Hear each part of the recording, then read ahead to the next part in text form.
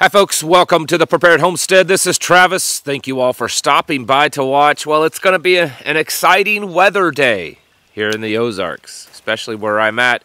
Got some storms moving in. In fact, there's storms just north of me right now. You can't, the camera makes it lighter than it actually is. I don't know. Let me pan around in the sky and see if you can pick up there. You can kind of see some storm clouds there. We're probably going to get a little bit this morning, the way it looks, but definitely this afternoon they're calling for some severe weather. Low chance of tornadoes, but not no chance. But the worst thing is they're calling for high winds and hail, baseball size or larger, baseball to softball size hail this afternoon, and so that's very damaging. So we're already kind of getting our plans in place to try to protect things that could be damaged in that. I mean, that's big enough that it could actually kill an animal or even a person if it hit just right. That's pretty damaging. So we're getting ready for that. That is part of homesteading and preparedness. I tell you this all the time. It's not just preparing for the apocalypse. It's also preparing for just things that get thrown at you. Mother Nature, just weather, extreme weather, just things that happen on a daily basis.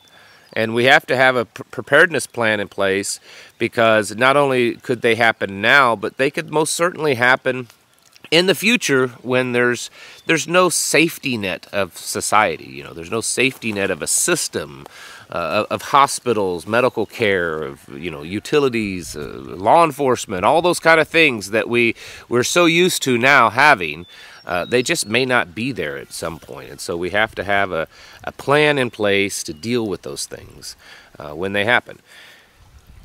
Now, I have a question that is, the answer's broad, and we're certainly not going to cover it all, but and there's many answers to this question, but just have you ever asked yourself, how did we get here? Like, how did we get to where we are right now? With all the stuff going on in the world, with all the evilness, the corruptness, the just the lies, the craziness of society, the government that's failing, the economy that's failing, the global tensions, supply chains, everything. Everything. Have you ever really asked yourself, how in the world did we get to where we are? Those of you that are my age and older, definitely my age and older, you remember an America that was never perfect by any means. We always had our problems. We always have the little skeletons in the closet. But for the most part, generally speaking, it was a pretty decent lifestyle, pretty safe, pretty comfortable, pretty happy. Everyone, for the most part, was pursuing happiness, whether it was right or wrong. It was decent. People, for the most part, got along.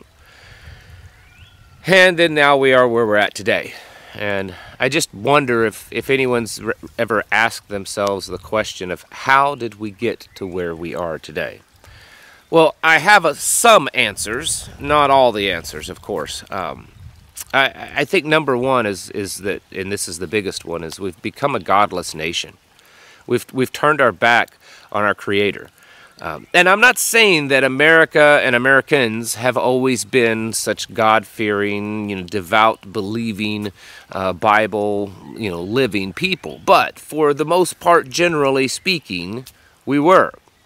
And even people that weren't, real believers, they still had some level of respect for it. And there were certain biblical truths that, whether or not they realized they were biblical truths or not, they still, abided by them. And we've completely become a godless nation. We've turned our back as a nation, as a whole, on our Creator. We've turned our back on biblical truths, on morality, on all of that. We've just flushed it down the toilet. Now, I'm not saying you and I have, but as a nation, that's what we've done. And that's probably the first thing. You can go back to Bible taken out of schools, Roe v. Wade, things like that, and you can see a definite pattern. And I think it's about ready to start raining on me, but that's fine, because, certain things float when they're wet, and I'll be fine. After that, I think the next big thing is that we've destroyed the family, that family nucleus. We've turned away from that, and we've destroyed the family to the point that it's not important in anyone's lives. There's no sacredness of the family, and then thirdly, I think the next thing, broadly speaking, is we've destroyed our communities. We've done away with it.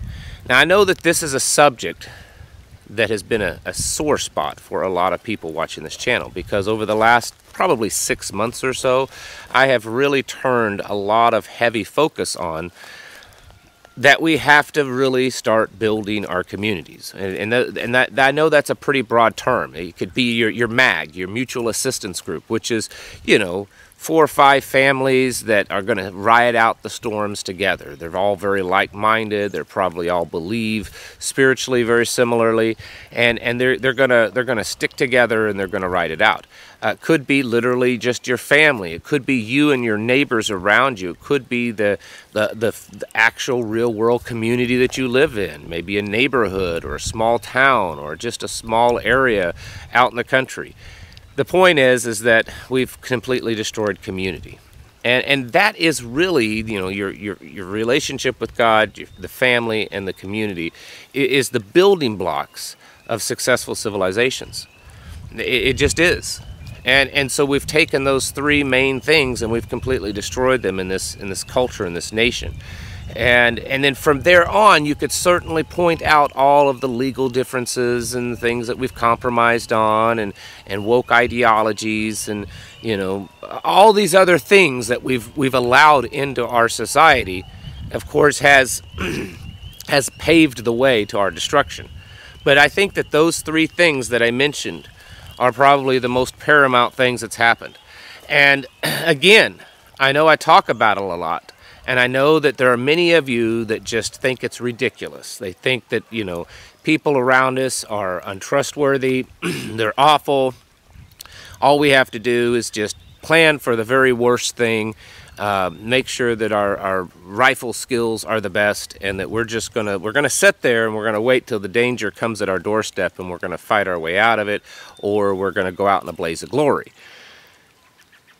I know I'm exaggerating some, but not so much. And I'll be honest with you, I used to be that kind of person.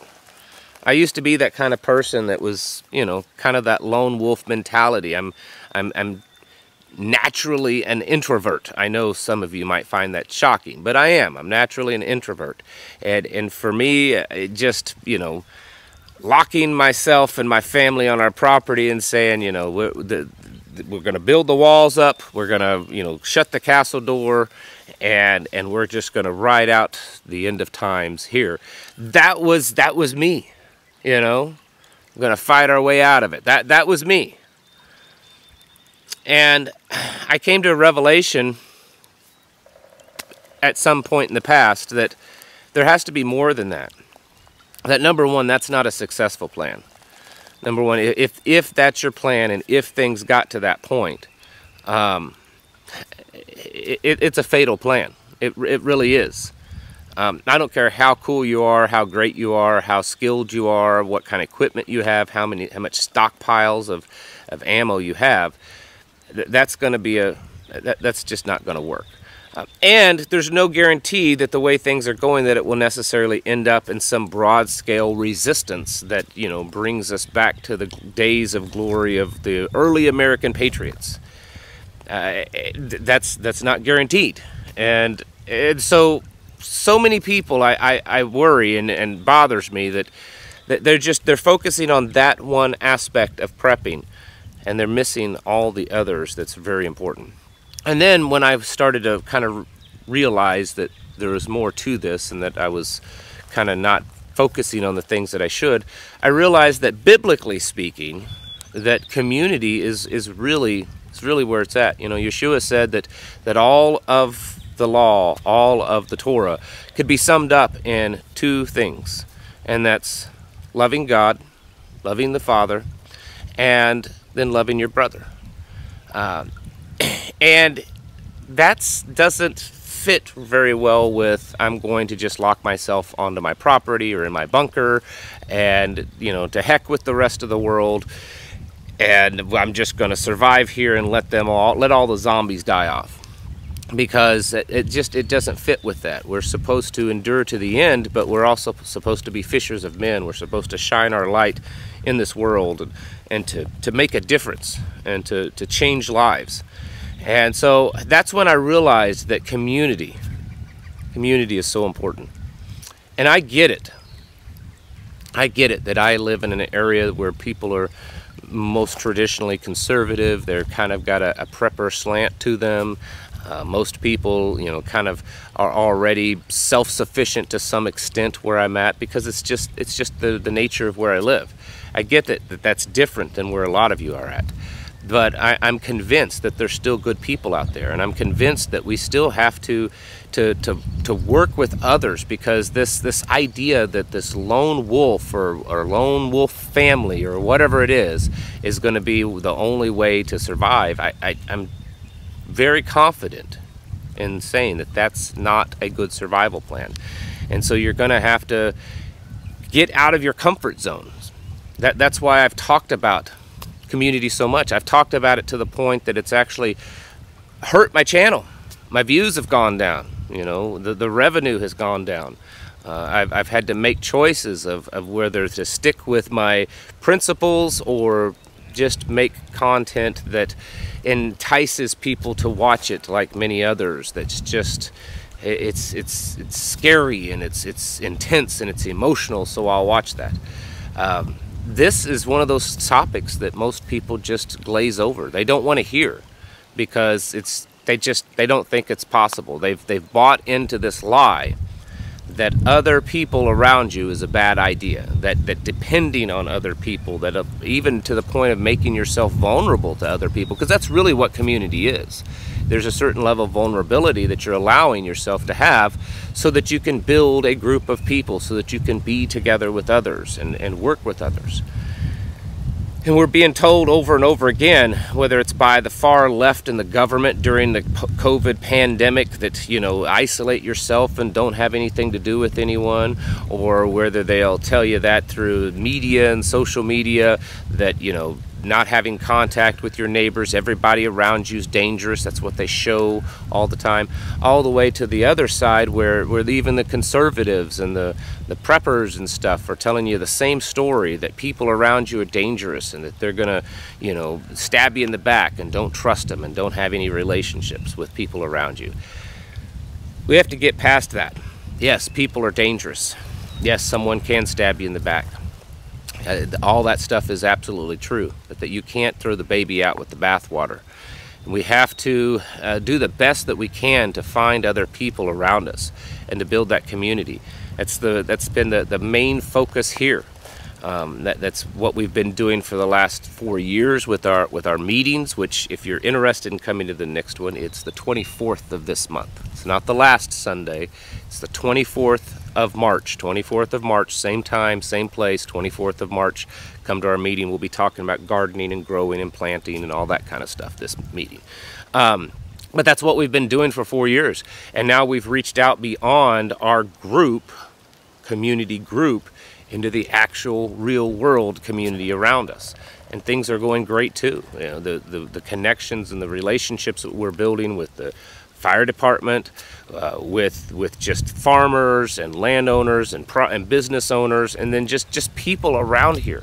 It's been amazing how we've been able to, myself and many others, build relationships with those people. And we're starting to see the positive results of that. And I know that irritates some people and it bores other people, because it's not something you've got going on in your neck of the woods. You don't want to watch it. You don't want to hear about it. You only want to hear about something, you know, the next biggest, latest destructive thing that's happening. Yes, those things are happening all the time. But we also have to put focus and energy on building community around us, because that is just as important as the other two things that I mentioned, and that's your relationship with the Father and your relationship and your connectiveness within your own family, just your little family nucleus group. Those three things are so important. And we have to be focusing on that as much as we can. We need to be building relationships with our neighbors and the people around us, as many as we can. I get it. Not everyone's going to listen. Not everyone wants to play fair in the sandbox. I get it. But there are people out there, and we should be making contact with them, because there is strength in numbers. And this is all going to come falling down around us at some point. And the more people that we have that we can depend on, that we can work together and come together in strength, the stronger we will be, and the better off we are at lasting and surviving through what's happening. And so that's why I've been focusing on it so much, to the point that it's damaged the channel, I guess you could say. I keep thinking that it's at some point it's just we're pushed through this, and there may be a lot of separating the wheat and the tares that goes on, but eventually there'll be people that realize it, and that's who will stay, I guess. I'm not a man of compromising my principles. I never have been, and I don't plan on starting today.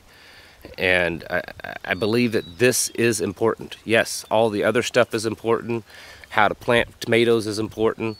How to clean your gun and shoot straight's important.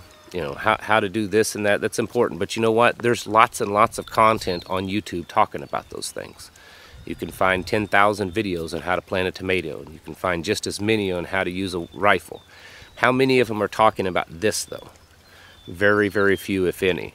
And so that's why I keep pushing this narrative, as much as it irritates people, because I know that it's the way that we need to be focusing ourselves, because it's the biblical way. When you look at the teachings of Yeshua and others, that's what we're made to be together. We're made to have each other. We're made to be a tribal type of people.